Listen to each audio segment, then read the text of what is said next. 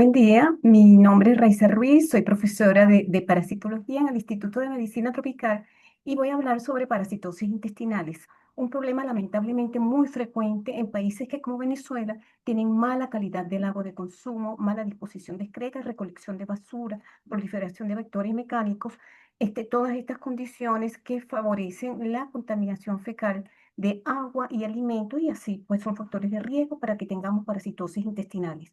De estas tenemos algunas producidas por el mintos como Enterobius vermicularis, que lo que produce es prurito anal. Otros, como tricocéfalo, vive también, tiene como hábitat definitivo la región secoapendicular y cuando está en bajas cargas parasitarias no produce mayores patologías, salvo dolor abdominal, cuadros diarreicos, pero cuando hay altas cargas parasitarias, entonces este parásito cambia su bioma, se ubica en la región del recto sigmoides y puede producir patología más severa como cuadros disentéricos o disenteriformes, anemia y hasta prolapso de la mucosa rectal. Otros parásitos como Ascaris lumbricoides, antes de llegar al yeyuno, que es su hábitat definitivo, pasan por pulmón y pueden ocasionar cuadros como el síndrome de Loeffler, pero cuando llegan al intestino casi nunca producen mayores problemas, salvo cuadros diarreicos, dolor abdominal, náuseas, vómitos. Pero cuando hay altas cargas parasitarias, entonces sí puede haber disminución en la absorción de algunos nutrientes y micronutrientes, lo cual tiene impacto en la nutrición, desarrollo intelectual y capacidad cognitiva de los niños.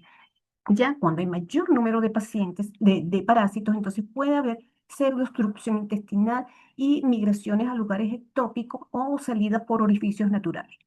De este otro lado de la pantalla tenemos otro grupo de parásitos donde están los anquilostomidios, Necátor, Ancylostoma y Strongyloides estercoralis. En estos casos, a diferencia de Ascaris, tricocéfalos y enterobios, en los cuales nos infectamos por la vía oral y el estadio infectante son los huevos, en estos casos no, nos infectamos a través de la piel. Las larvas filariformes ingresan por piel, ocasionalmente pueden causar algún tipo de manifestación clínica, de allí migran por pulmón pudiendo de manera excepcional producir el síndrome de Loeffler, y luego se establecen todos los tres en intestino delgado, en región de duodeno y yeyuno. Allí pueden causar algún tipo de patología intestinal que es mucho más severa en el caso de estrongiloides en comparación a los anquilostomidios. Son cuadros con dolor epigástrico, náuseas, vómitos, diarrea. Sin embargo, en el caso de los anquilostomidios, lo que realmente es importante es la anemia ferropénica, la cual se presenta en pacientes con altas cargas parasitarias o con déficits nutricionales de base. En el caso de estrongiloides, lo más importante es el llamado síndrome de hiperinfección, un cuadro muy severo que se ve por autoinfección interna en pacientes inmunocomprometidos y es un cuadro que tiene una mortalidad muy elevada del 50%. El paciente puede tener manifestaciones cutáneas graves, bronconeumonías, diarreas profusas, mala absorción, iglio paralítico y hasta diseminación de gérmenes gram negativos del intestino a todo el organismo, y estos pacientes con hiperinfección y diseminación fallecen en 90% de los casos, ya que van a tener sepsis, coagulopatía de consumo, meningitis, etc. Este cuadro de hiperinfección se ve especialmente en personas en cualquier inmunosuprimido, pero en especial los que usan corticosteroides. De allí la necesidad de que a todo paciente inmunocomprometido hay que hacer depistaje de estrongiloidiasis por los métodos apropiados, método de Berman o cultivo de placa en agar. Hay otros parásitos del intestino delgado, algunos céstodes que tienen como hábitat definitivo el ilio. Entre ellos tenemos las solitarias, Taenia solium y saginata, de las cuales nos podemos infectar por el consumo de carnes crudas, de cerdo o de ganado bovino. Ellas realmente no producen mayor cosa, casi siempre son cuadros asintomáticos o con síntomas bien en específico. Y lo único que nos puede orientar desde el punto de vista clínico, pensar en estas parasitosis, es la eliminación espontánea de proglótides con todo lo que ello conlleva, prurito anal, sensación de cuerpos extraños, etcétera. Pero el otro, la Hymenoleucis nana, ese sí realmente tiene mayor relevancia como productor de cuadros intestinales, porque al igual que estrongiloides, vive en la mucosa, dentro de la mucosa del intestino delgado. Es así como estos parásitos pueden producir dolor abdominal, diarreas profusas, hiporexia y pueden conllevar a malnutrición. Hay un cesto de que nosotros no tenemos, que es Diffilobotrum latum, que vive también en ilium y puede producir también anemia perniciosa. Lo traigo simplemente para recordar porque nos infectamos cuando comemos carne cruda de este salmón en rico sushi y el salmón que consumimos procede de áreas endémicas, simplemente para tenerlo en consideración. Tenemos también el esquistosoma, que no es un parásito intestinal, es un hemoparásito que vive en el sistema venoso portomesentérico inferior del humano. Allí el gusano macho alberga a la hembra en su canal ginecóforo, la lleva en contra de la corriente sanguínea para que ella coloque sus huevos en las pequeñas ramas de las hemorroidales superiores. Estos huevos que ya están maduros rompen los vasos sanguíneos con el objetivo de salir con las heces hacia el agua y seguir su ciclo. Pero esos huevos, al romper la mucosa del intestino grueso, pueden ser responsables de síntomas como cuadros de este síndrome disentérico, disentériforme o evacuaciones con sangre, diarrea, dolor abdominal. Recordar pues que tenemos esquistosomiasis en Venezuela. Para el tratamiento de la enterobiasis, la mejor opción es el albendazol, sobre todo considerando que hay que tratar a todo el grupo familiar de manera simultánea, junto con otras medidas que se recomiendan. Entonces, el albendazol se transforma en una excelente herramienta en comparación a otros que hay que dar por varios días. La ivermectina no funciona en este parásito.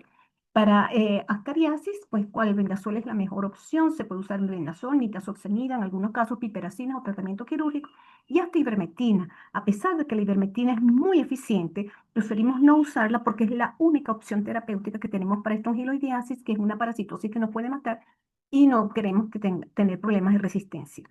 Para los anquilostomios y tricocéfalos, la única opción es el albendazol, y para los céstodes y esquistosoma, praziquantel.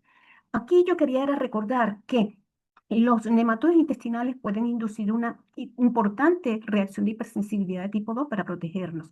Sin embargo, ese desbalance en relación a la respuesta TH1 tiene efectos en coinfecciones. Entonces, los pacientes con geoelminto y rotavirus, norovirus, o infección por virus de hepatitis A, B y C tienden a tener estas infecciones. Estas infecciones tienden a ser más severas. Esto hay que estudiarlo mejor, así como la coexistencia de microbiota, cómo es el efecto de la microbiota en la sobrevida, colonización y expulsión de parásitos, y a su vez cómo estos pueden afectar el cambio en la composición de la microbiota.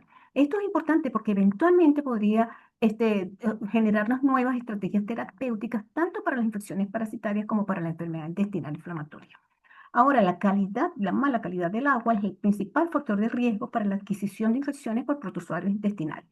Sin embargo, no todos ellos son patógenos.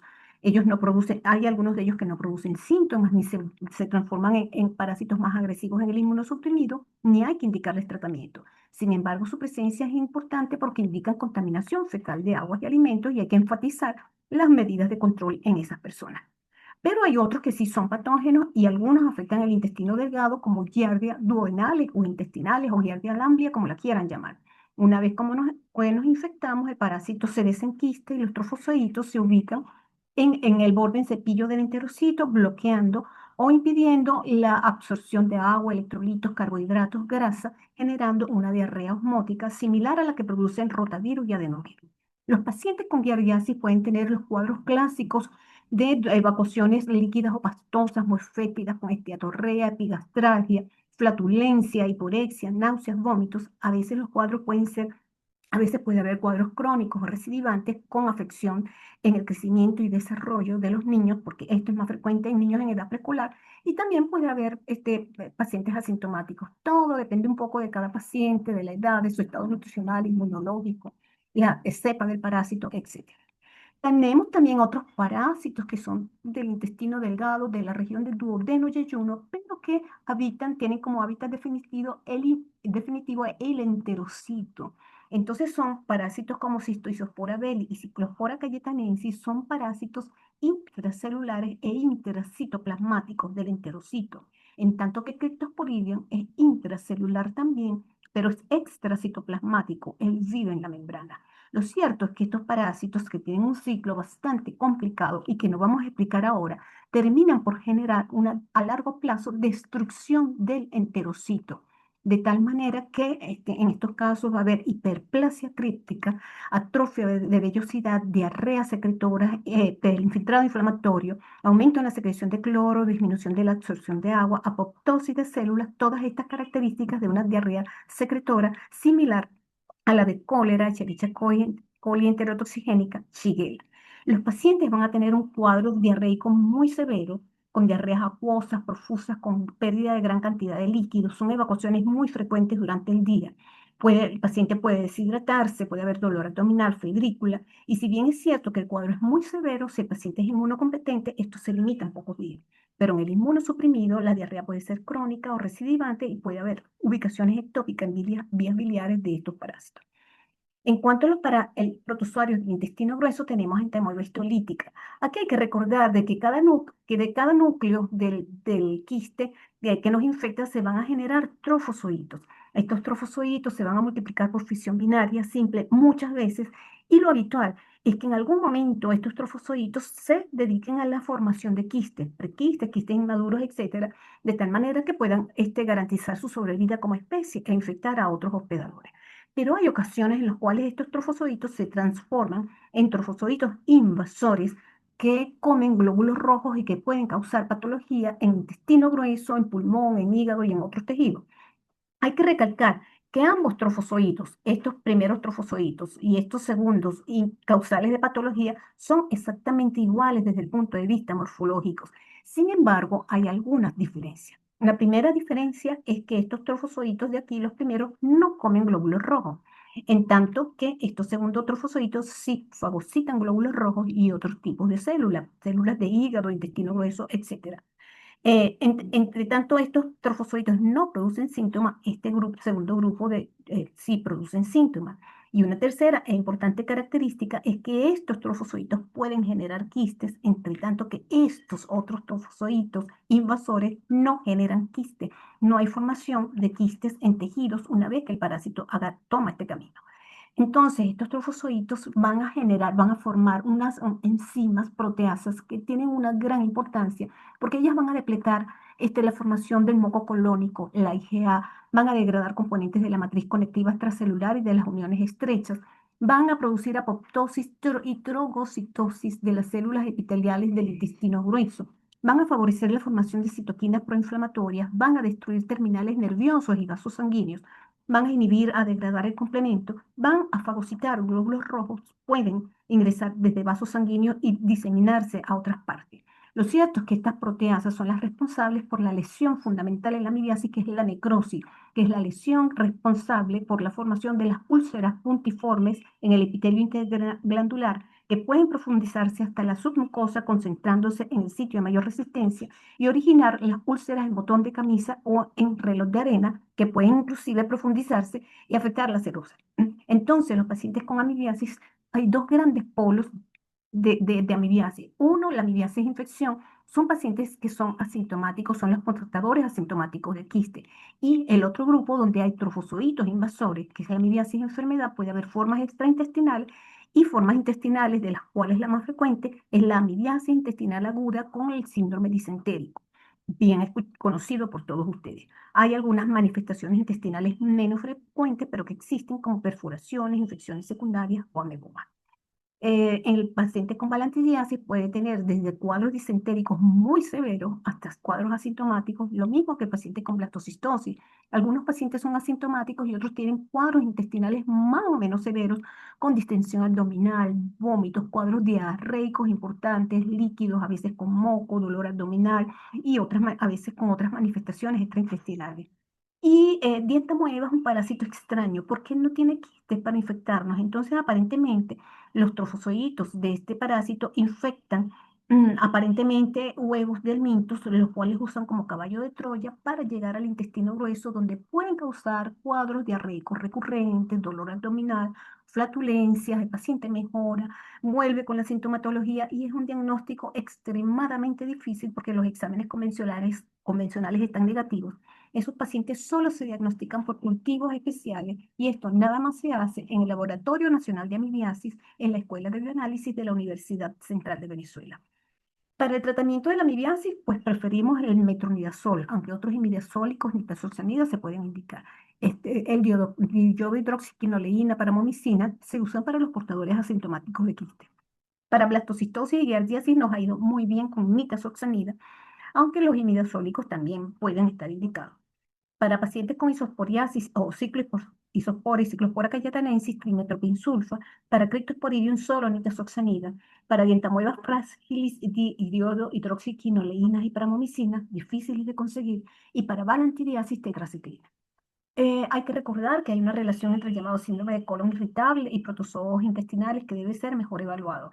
Y recordar que es indispensable tener un diagnóstico apropiado de parasitosis antes de indicar tratamiento.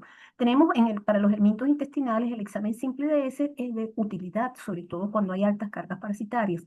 Pero hay veces requerimos exámenes especiales cuando tenemos bajas cargas parasitarias o cuando necesitamos contabilizar huevos por gramos de heces o para diagnóstico de enterobiogotenias que tendremos que pedir el examen de la cinta adhesiva transparente o para el diagnóstico de estrongiloides que usamos el método de Berman o cultivo de placas en agar. Igual, para el caso de los protozoos intestinales, el examen simple de heces nos permite diagnosticar la mayor cantidad de ellos. Sin embargo, hay ocasiones en las cuales ustedes van a necesitar hacer un diagnóstico más preciso, más prolijo de parasitosis intestinales. En esos casos se requieren métodos especiales, tanto para el MINTE como para protozoarios, y estos métodos, tengo que resaltar, no se hacen en ningún laboratorio privado. Solamente se hacen en facultades de medicina de universidades autónomas, en el caso de Caracas, solamente en el Instituto de Medicina Tropical, en el Laboratorio Nacional de Amibiasis de la Escuela de Bioanálisis y en Parasitología de la Escuela Vargas. Hay que hacer la profilaxis apropiada. En el caso de los que se adquieren por aguas y alimentos contaminados, pues mejorar la calidad del agua, higiene de alimentos, lavado de manos, etcétera. Los que se inquieren por carnes crudas, pues congelarlas bien antes de su consumo o cocinarlas bien. Los que se quieren por la piel, principalmente el principal mecanismo de protección es el uso de calzado. Y la quimioprofilaxis, pues con albendazol o mebendazol, solo está indicada en casos en áreas donde hay altas prevalencias o alta morbilidad. En nuestro caso, para un paciente individual, hacer de prevención de protozoa, de parásitos patógenos, realmente tendríamos que utilizar muchos medicamentos y de maneras diferentes, y eso realmente no se justifica. Preferimos insistir en las medidas de prevención, el lavado de manos y en hacer un diagnóstico apropiado para hacer un tratamiento ya bien dirigido para cada parasitosis intestinal. Esto significa que tenemos que hacer un diagnóstico apropiado en el local propicio, que ya mencionamos, y en el momento propicio, ya que si el paciente ha tomado antiparasitarios 2 o 3 semanas antes, hay que esperar 2 o 3 semanas después del antiparasitario para poder hacer un diagnóstico apropiado. Es así que si el paciente hemos tratado la parasitosis intestinal o no la encontramos, pues entonces solo en esos casos ya nos podemos plantear la posibilidad de otras patologías. Muchísimas gracias.